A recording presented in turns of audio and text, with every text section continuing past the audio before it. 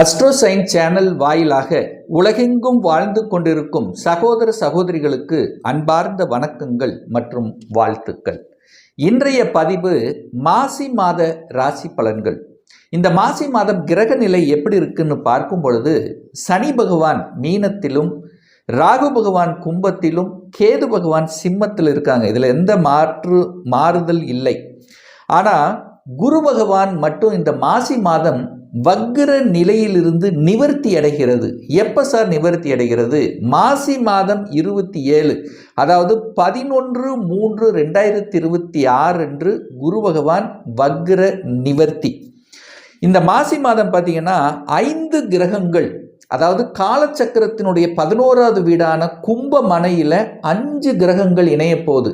எந்தெந்த கிரகங்கள் அப்படின்னா ராகு பகவான், புதன் பகவான், சுக்கிரன், சூரியன், செவ்வாய். இந்த 5 கிரகங்கள் இணைவது ஒரு அமைப்பு. ஸோ இந்த கிரக அமைப்புகளை வைத்துக்கொண்டு மாசி மாதம் எப்படி இருக்க போகுது, என்ன மாதிரியான பலன்கள், எது சிறப்பு, நமக்கு என்ன மாதிரியான தெய்வ வழிபாடு சிறப்புங்கிறத டீட்டெயிலாக நம்ம பார்க்க போகிறோம். நிறைய பேர்த்துக்கு சந்தேகம், சார் ராசியை வச்சு பலனை பார்க்குறதா இல்லை லக்னத்தை வச்சு பார்க்குறதா? ராசிங்கிறது மனதின் அடிப்படையில் கிடைக்கக்கூடிய பலன், லக்னங்கிறது தன்னுடைய உயிர் ஆத்மார்த்தமாக கிடைக்கக்கூடிய பலன். உங்கள் ஜாதகத்தில் பாருங்கள், ராசி வலிமையாக இருக்கா, லக்ன வலிமையாக இருக்கா, ராசிநாதனோடு நிறைய கிரகங்கள் சேர்ந்திருக்கா இல்லை லக்னநாதனுடன் நிறைய கிரகங்கள் சேர்ந்திருக்கா? ஸோ இதை பொறுத்து அதனுடைய பலன் மாறும். ஆனால் ரெண்டுமே நமக்கு முக்கியம். நம்ம சேனலை நீங்கள் ஃபர்ஸ்ட் டைம் பார்ப்பவர்கள் என்றால் மறக்காம சப்ஸ்கிரைப் பண்ணிக்கங்க. கடகராசி அன்பர்களே, மாசி மாதம் எப்படி இருக்க போகுது, என்ன மாதிரியான பலன் அப்படின்னு பார்க்கும் பொழுது இந்த மாதம் பாக்யாதிபதியாக இருக்கக்கூடிய குரு பகவான் வக்ர நிவர்த்தி அடைகிறது. இது ஒரு நல்ல ஒரு அமைப்பு. அதே சமயத்தில் இந்த கடகராசி என்பவர்களுக்கு யோகத்தை தரக்கூடிய ஒரு கிரகம் செவ்வாய். ஏன்னா 5க்கும் 10க்குரியவன் உச்ச பலத்தோடு இருக்க போகுது. அப்போ இது ஒரு நல்ல ப்ளஸ் பாயிண்ட். மீதி கிரகங்கள் 8ல் இருக்கார். 8ஆம் இடத்துல சூரியன், புதன், சுக்கிரன், ராகு இந்த கிரகங்கள் இருக்கும்போது கொஞ்சம் அழுத்தம், ப்ரெஷர், டென்ஷனுங்கிறது கண்டிப்பாக இருக்கும். அதில் மாற்று கருத்து இல்லை. ஏன்னா குடும்பாதிபதி போய் 8ல் மறைகிறது. அப்போ குடும்பத்தில் வாக்குவாதம் கண்டிப்பாக கூடாது. குடும்பம், தனம், வாக்கு எதை வாக்கு கொடுக்கணுமோ அதை மட்டும் கொடுக்கணும். தேவையில்லாத பேச்சுக்கள் கூடாது அப்படிங்கிறத மைண்டில் வச்சுக்கோங்க. ஏன்னா குடும்பாதிபதி போய் 8ல் மறைகிறது. அப்போ குடும்பத்தில் பிரச்சனைகளை வருவதற்குண்டான வாய்ப்புகள், சந்தர்ப்பங்களை உருவாக்கும். ஏன்னா அங்கே ராகுவும் உட்கார்ந்துருக்கார். அப்போ சூரியனோடு ராகு சேரும் பொழுது அங்கே ஒரு பிரச்சனை, ஒரு ஈகோ கிளாஸுங்கிறது கண்டிப்பாக கடகத்துக்கு ஏற்படுத்தும். அப்போ கணவன் மனைவிக்குள்ள அந்யோன்யத்தை வளர்க்கணும், கொஞ்சம் விட்டு கொடுத்து போகணும் என்கின்ற தன்மையை வளர்த்துக்கணும் அப்படிங்கிறது தான் இந்த இடத்துல நான் சொல்கிறேன். ஏன்னா குடும்பாதிபதி போய் 8ல் மறையும் பொழுது அங்கே சில அதாவது ஒரு என்ன சொல்கிறது, ஒரு பிடிவாதத்தன்மை, தான் நினைத்தது செய்யணும் அப்படிங்கிற தன்மையை கொடுத்துடும். ஸோ அதில் கொஞ்சம் அனுசரித்து போகணும். இது நம்பர் 1. 2வது ஒரு நல்ல விஷயம் என்ன அப்படின்னா, பாக்யாதிபதி உச்சம், 5க்குரியவன் 7ஆம் இடத்தில் உட்கார்ந்துருக்கார். குழந்தைகளின் நலன் நன்றாக இருக்க போகுது. குழந்தைகளினுடைய பாக்கியம் நன்றாக இருக்க போகிறது. குழந்தைகள் நன்றாக படிக்க போகிறார்கள். ஸோ இதெல்லாமே நல்லா இருக்கு. ஆனால் குழந்தைகளினுடைய ஹெல்த் விஷயத்தில் மட்டும் கொஞ்சம் அக்கறை எடுத்துக்கொள்வது நல்லது. எப்போ? மாசி மாதம் 11ஆம் தேதிக்கு அப்புறம். அப்போ கோபம், ஆக்ரோஷம் கண்டிப்பாக கூடாது. ஏன்னா திட்டக்கூடாது. திட்டுனீங்கன்னா நெகட்டிவ்க்குள்ளே போகும்.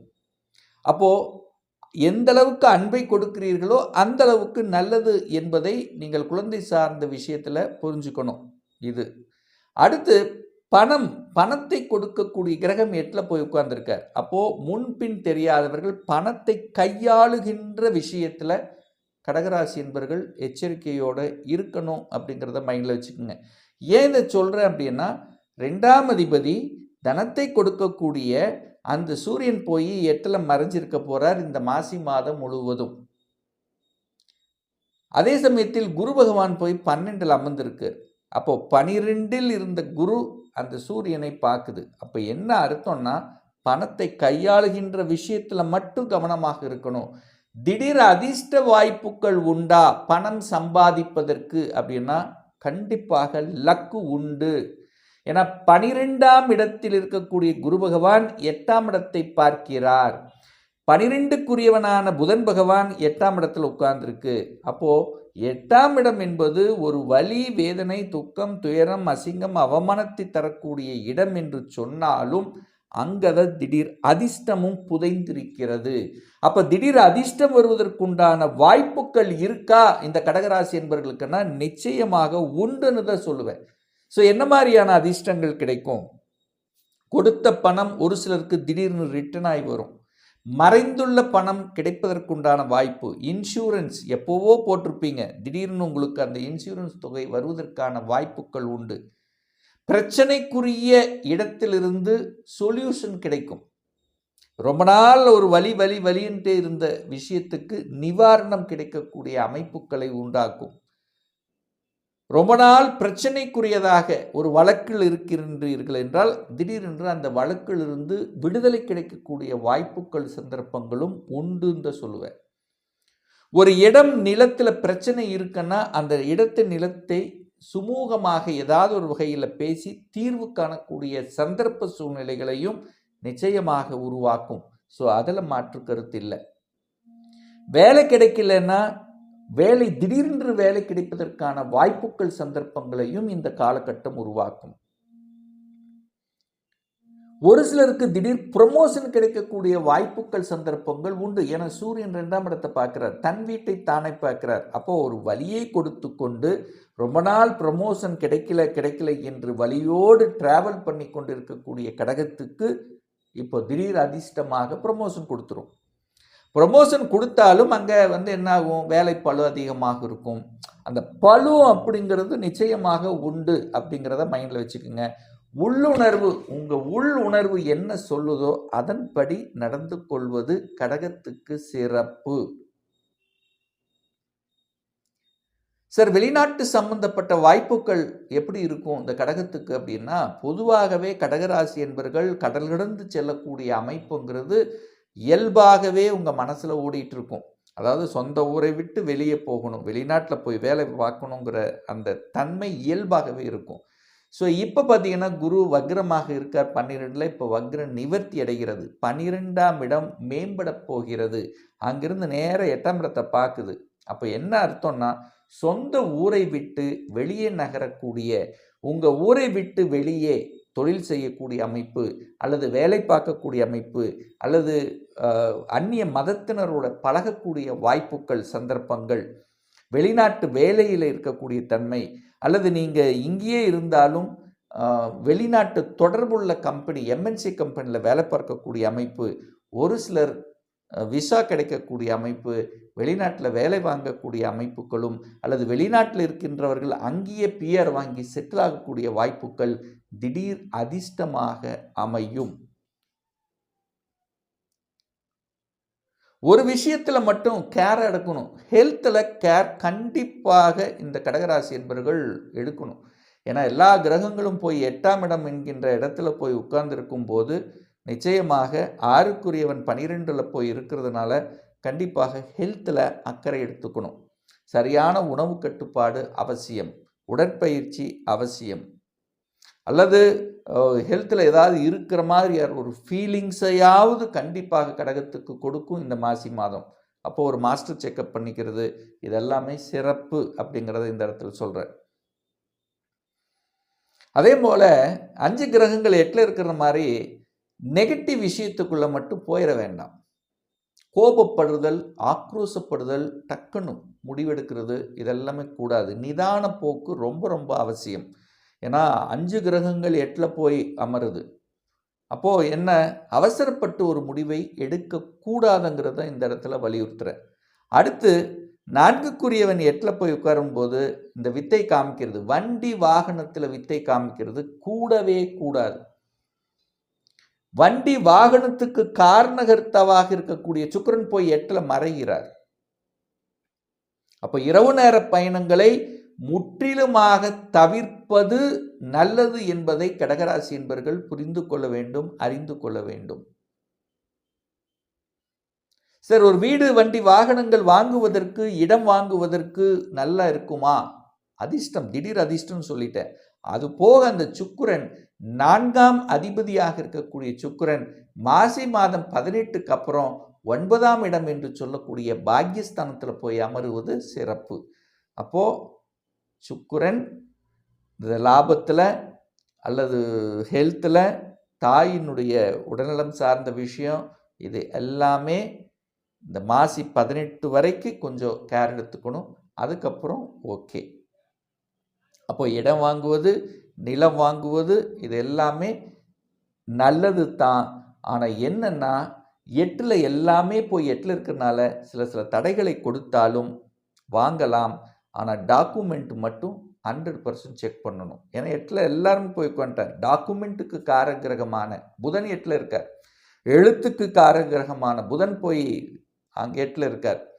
அப்போ என்னென்ன அர்த்தம்னா, இடம் வாங்கலாம், டாக்குமெண்ட் 100% இருக்காங்கிறது செக் பண்ணணும். ஏன்னா உங்கள் மனதை மறைத்து ஏதாவது செய்து விடும். ஸோ இந்த விஷயத்தில் மட்டும் கவனம் எடுத்துக்கொள்ளுங்கள். ஸோ லாட்டரி எதிர்பாராத விதத்தில் யோகம் இருக்கான்னா உண்டு. அதை சொல்லிட்டேனே, 8 அப்படிங்கிறது அதிர்ஷ்டத்தை கொடுக்கக்கூடிய இடம். அதுவும் குருவினுடைய பார்வை இருக்கிறனால திடீர் அதிர்ஷ்ட வாய்ப்புகள் தருகின்ற ஒரு மாதமாக இந்த மாசி மாதம் கடகத்துக்கு அமையப்பெறும். ஒரு நல்ல தெய்வ வழிபாடு இந்த மாதம் அப்படின்னு எடுத்துட்டா, நீங்கள் வீட்டை விட்டு கிளம்புனீங்கன்னா விநாயகர் வழிபாடு ரொம்ப ரொம்ப ரொம்ப முக்கியம். விநாயகர் வழிபாடு ரொம்ப முக்கியம் என்பதை மனதில் ஆழமாக பதிய வைத்துக் கொள்ளுங்கள். அடுத்து இந்த மாதம் ஒரு தடவை உங்கள் குலதெய்வத்துக்கு சென்று வாருங்கள். அனைத்தும் நல்லபடியாக நடக்குங்கிறதுல எந்தவித மாற்று கருத்தும் கிடையாது. இப்போ நான் சொன்னது கோச்சார ரீதியாக இந்த மாசி மாதத்துக்குரிய ஒரு பொதுவான பலன்கள். இந்த ராசி நட்சத்திரத்தில் பார்த்தீங்கன்னா பல கோடிக்கணக்கான பேர் இருப்பீங்க. எல்லாருக்கும் ஒரே மாதிரி பலன்னா நிச்சயமாக இல்லை. ஏன்னா ஒவ்வொருத்தரும் டிஃப்ரெண்ட். ஒவ்வொருத்தருடைய கிரக அமைப்புகளும் தசாநாதனும் புத்திநாதனும் மாறுபடும். அதற்கு தகுந்த மாதிரி நிச்சயமாக பலனும் மாறும். ஒரு துல்லியமான பலன் வேணும். உங்களுடைய ஜாதகத்தை பற்றி தெரிஞ்சுக்கணும். அதாவது 2026 சொந்த தொழில் செய்வதற்கான கொடுப்பினை இருக்கா? அப்படி இருக்கக்கூடிய பட்சத்தில் எப்போ நம்ம சொந்த தொழில் செய்யலாம்?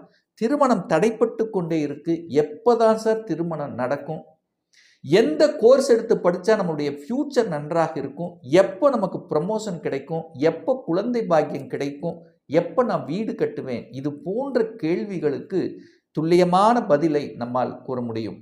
ஒரு பர்சனல் கன்சல்டேஷன் எடுத்துக்கணும், ஒரு சுயஜாதகம் பார்க்கணும் என்று விருப்பப்படக்கூடிய அன்பர்கள் டிஸ்பிளே தெரியக்கூடிய நம்பருக்கு வாட்ஸ்அப் மூலமாகவோ ஃபோன் கால் மூலமாகவோ தொடர்பு கொண்டு அப்பாயின்மெண்ட் பெற்றுக்கொண்டு நேரடியாகவோ அல்லது ஆன்லைன்லேயோ கன்சல்டேஷன் எடுத்துக்கலாம். நம்மளுடைய அலுவலகம் கோயம்புத்தூரில் அமைந்துள்ளது. அதாவது கோயம்புத்தூரிலிருந்து மேட்டுப்பாளையம் செல்லும் வழியில் வெள்ளக்கிணறு பிரிவு அன்னபூர்ணா ஹோட்டலுக்கு பக்கத்தில் அமைந்துள்ளது. பிரியர் அப்பாயின்மெண்ட் வாங்கிட்டு நேரடியாக கன்சல்டேஷன் எடுத்துக்கலாம். நிச்சயமாக இந்த பதிவு ஏதாவது ஒரு ரூபத்தில் உங்களுக்கு யூஸ்ஃபுல்லாக இருக்குங்கிறதுல எந்தவித மாற்று கருத்தும் கிடையாது. இந்த ராசி நட்சத்திர நேயர்கள் அனைவரும் வாழ்க வளர்க வளம் பெறுக என்று எனது வாழ்த்தினை தெரிவித்துக் கொண்டு விடைபெறுகிறேன். நன்றி, வணக்கம், வாழ்த்துக்கள்.